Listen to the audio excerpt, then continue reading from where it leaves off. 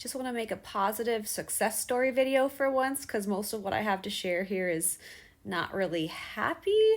But I did used to have something called perioral dermatitis. Well, I guess I still do, but it was a horrible skin condition. That's my beautiful face. Perioral around the mouth dermatitis for me was actually an allergic reaction. It's an allergic reaction for me to a ingredient that's in a lot of vulvar products, propylene glycol. Here's another gorgeous photo of me with an outbreak. So it caused for me actually blotches and splotches and spots and even circles that I also thought was like nummular eczema, but it's still always just a reaction to ingredients in skincare products and makeup and anything else. And then when COVID hit, I'd been in remission of this horrible rash that really burns your face. Like, it doesn't just look bad, you actually feel painful burning the entire time. Even if you don't have the active rash, you still feel burning on your skin when it's there. I also would get it around my eyes. I'm gonna get rid of this ugly picture now. Anyway, the really important thing about my experience with perioral dermatitis was that I was seeing dermatologists. I even went to Stanford and saw a specialist there, and she prescribed me metronidazole cream for my skin, and it made me worse. This is before I knew about propylene glycol.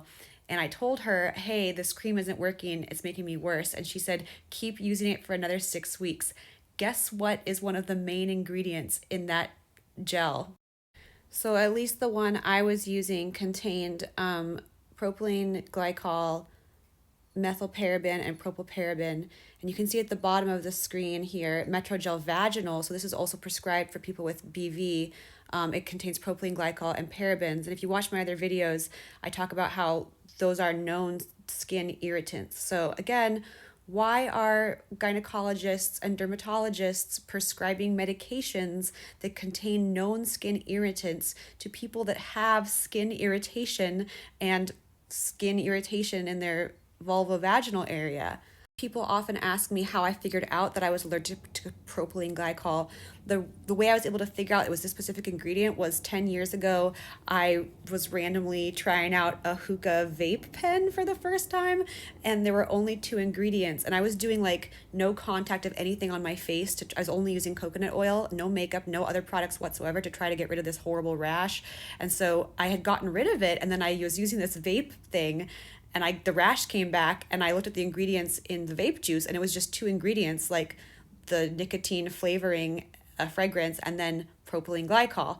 And then I Googled propylene glycol skin rash, and holy crap, I found out so much about how propylene glycol is a dermatitis causing agent. It has won awards by the Dermatological Society of America, like as being the dermatitis causing agent of the year. It is well known as a dermatological sensitization agent.